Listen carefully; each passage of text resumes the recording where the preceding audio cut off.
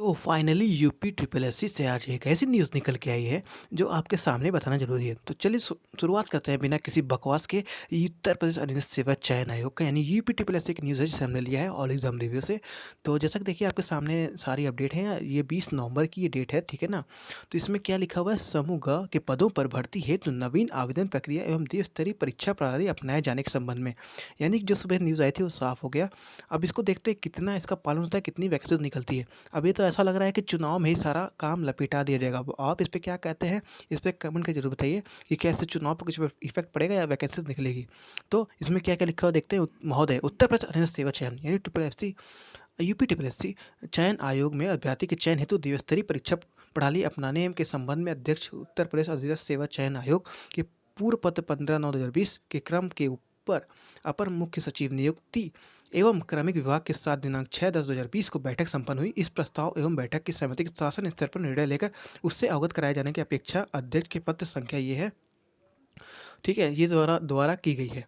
अब इसमें second point है, अध्यक्ष उत्तर प्रदेश अध्यक्ष सेवा चयन आयोग यानी यूपीटीपीएससी द्वारा अवगत कराया गया है कि पत्र दिनांक 15/9/2020 द्वारा द्विस्तरीय परीक्षा प्रणाली के संबंध में सहत प्रस्ताव प्रेषित किया गया था, जिसके स्पष्ट किया गया था कि आयोग द्वारा प्रेषित प्रस्ताव में भारत सरकार द्वारा गठन हेतु प्रस्तावित राष्ट्रीय भर्ती संस्था यानी एनआरए द्वारा प्रस्तावित प्रक्रिया में एवं उत्तर प्रदेश अधीनस्थ सेवा चयन आयोग द्वारा समूह ग के पदों पर भर्ती हेतु प्रस्तावित त्रिस्तरीय परीक्षा प्रणाली लगभग एक समान ही है और राष्ट्रीय भर्ती संस्थान एनआरए के माध्यम से समान अर्थात सीएट की व्यवस्था लागू हो जाने के उपरांत कदाचित आयोग स्तर पर आयोजित की जाने वाली प्रारंभिक अर्हता परीक्षा पेट की आवश्यकता नहीं रह जाएगी।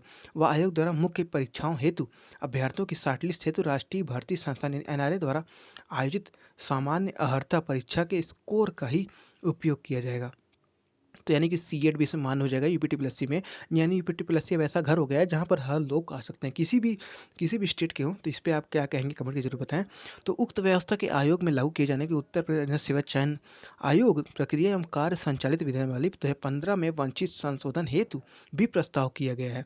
और उत्तर प्रदेश सेवा चयन आयोग द्वारा आयोजित की जाने वाली प्रारंभिक अर्हता परीक्षा पेट की स्कोर की वैधता अवधि के संबंध में अवगत कराया गया है कि भारत सरकार के स्तर पर राष्ट्रीय भर्ती संस्थान एनआरए के गठन की कार्यवाही प्रक्रियाधीन है तथा गठन के उपरांत अखिल भारतीय स्तर पर आयोजित होने वाली समान अर्हता परीक्षा के आयोजन उसका परिणाम आने में लगभग 1 वर्ष या उससे अधिक समय लग सकता है। इतनी अवधि तक चयन संबंधी कार्यवाही को लंबित नहीं रखने की दृष्टिगत से यह समय बनी कि प्रारंभिक परीक्षा पेट के स्कोर की वैधता अवधि आयोग पूर्व प्रस्तावानुसार 3 वर्ष अथवा शासन द्वारा राष्ट्रीय भर्ती संस्थान न्यायालय द्वारा आयोजित सामान्य अर्हता परीक्षा सीएट के स्कोर के आयोग द्वारा अपनाए जाने के संबंध में निर्गत की जाने वाली अधिसूचना की दिनांक जो भी पहले हो रखा उचित होगा। तो इसमें लिखा हुआ है कि उत्तर प्रदेश अधीनस्थ सेवा चयन द्वारा प्रारंभिक पेट यानी कि जो हमको पेट देना है, आपसे वेट करना है का स्कोर प्राकृतिक एक संबंध में स्पष्ट किया गया कि यदि प्रारंभिक अर्हता परीक्षा पेट के स्कोर का उपयोग मात्र 1 वर्ष के लिए किया जाना है तो अभ्यर्थी का स्कोर परसेंटाइल के आधार पर किया जाने अथवा प्रतिशत के आधार पर, दोनों ही आधार पर जो मेरिट सूची बनाई जाएगी उसमें कोई अंतर नहीं होगा तथा दोनों प्रकार के स्कोर का उपयोग अभ्यर्थी की शॉर्टलिस्ट किए जाने के जा सकता है।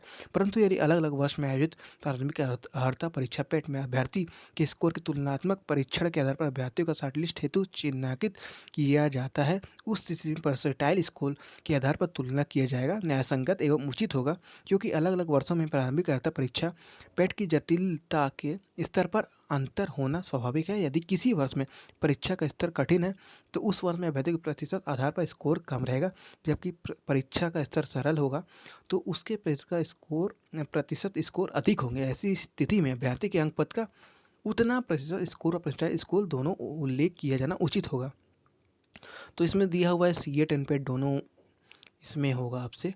तो इसमें दिया हुआ अगर सरल रहेगा तो वो भी स्तर उसका, जी हमारे सर आपका पेपर सरल होगा तो उसमें स्तर दिया रहेगा और यही सब लिखा हुआ है इसमें देखिए आगे लिखा है, वर्तमान व्यवस्था में आयोग द्वारा जब कोई विज्ञापन निर्गत किया जाता है तो उसी समय उस विज्ञापन के सापेक्ष मात्र निर्धारित समयावधि हेतु हुई आयोग की वेबसाइट पर आवेदन की सुविधा उपलब्ध कराई जाती है।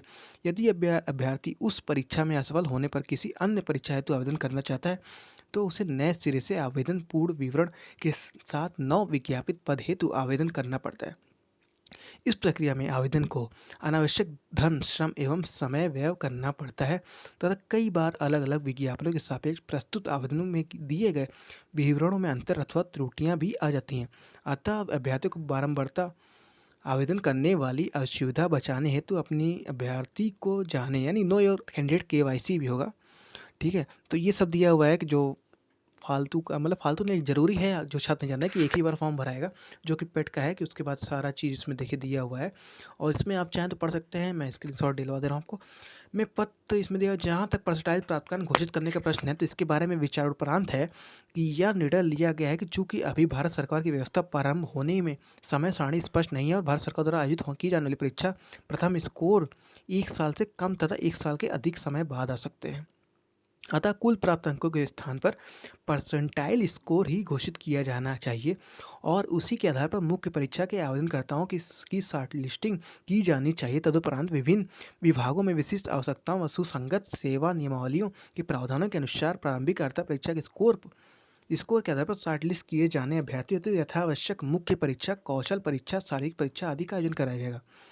तो देखिए, इस संबंध में मुझे यह भी कहते हुए निर्देश हुआ है कि उपयुक्त तथ्यों के आलोक में सभ्यक विचार उपरांत उत्तर प्रदेश अनिवार्य सेवा चयन आयोग द्वारा उपलब्ध कराए जाने के आवेदन प्रक्रिया द्विस्तरीय परीक्षा के प्रस्ताव पर संशोधन के साथ अनुमोदन प्रदान किए जाने का निर्णय लिया है और प्रारंभिक परीक्षा का आयोजन वार्षिक रूप से किया जाएगा तथा इस परीक्षा में प्राप्त अंक अगले 1 वर्ष अथवा भारत सरकार द्वारा भविष्य में आयोजित की जाने वाली परीक्षा में प्राप्त अंक जो भी पहले हो तक की प्रभावित होंगे।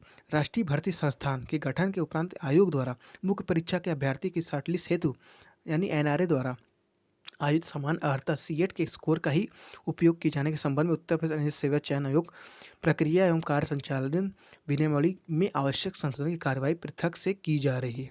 तो ये देखिए शासन निर्देश जारी हो गया है जिसमें साफ साफ लिखा हुआ है कि आपका पेट जो है वो लागू हो चुका है। अब इसमें पेट होगा और जो सीएट है जो पहले बताया जा चुका है, सीएट से भी इसमें बच्चे करेंगे और इसमें फॉर्म एक ही बार भराएगा कि ऐसा नहीं होगा कि हर बार आपको भरने में दिक्कत हो। अब इससे तो यही लग रहा है कि अब और भर्ती कुछ दिक्कत हो सकती है। इस पे आप क्या कहते हैं दोस्तों, कमेंट के जरूर बताएं।